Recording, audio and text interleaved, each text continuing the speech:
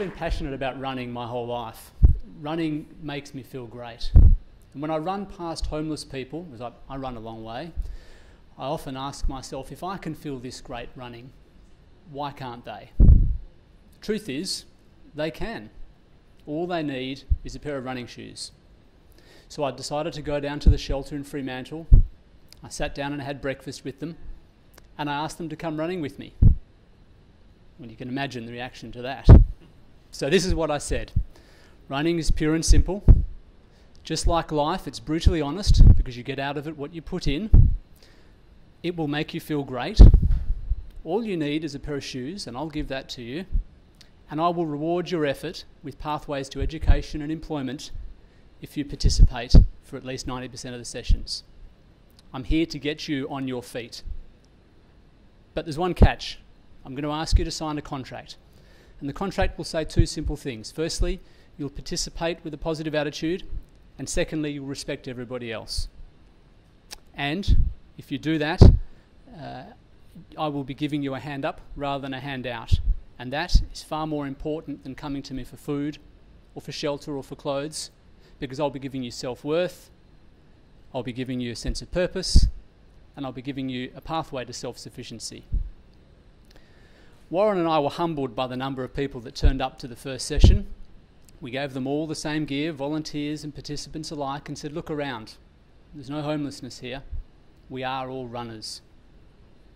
They enjoyed participating, came back time and again. And a few weeks later, when I was down at the shelter talking to them about participating, one of them asked me, when is it that you run, Keegan?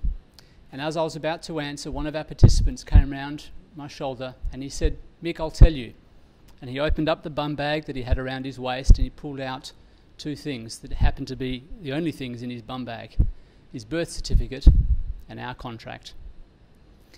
Now, when you're a homeless person, you feel useless, isolated and hopeless. Running has the power to change that.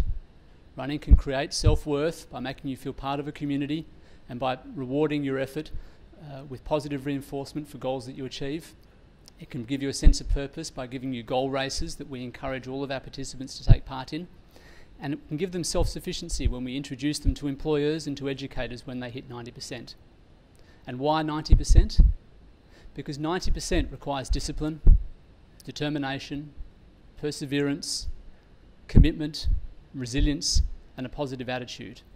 And these are the ingredients for success in life. Now, as an employer myself of staff across 3 countries, I know from experience that when I hire on skills and I try and change someone's attitude, the outcome is almost always bad.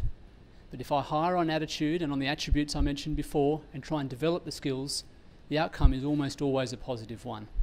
And so I went to employers and I said, if I show you people that have these attributes, will you please give them an opportunity for work experience with no strings attached? But if after 2 weeks you see in them what we've seen, will you give them work? They said yes. Coles, St John Ambulance, Red Ink Homes and others all said yes. To date, we've had over 60 people participate in runs with us. We've got 4 into work. We've had 5 take part in education programs. 15 have been involved in community fun runs. A handful have even shown interest in our 2016 Melbourne Marathon program. Collectively, the Fremantle chapter participants have run the distance from Perth to Exmouth, and the participants in Perth have run the distance from Sydney to Melbourne. Here are a couple of interesting facts I'd like to share with you about homelessness. Firstly, there are enough homeless people in Australia to fill the MCG. The average homeless person has a life expectancy of 45.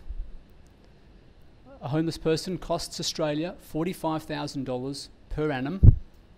Homelessness is not a life choice.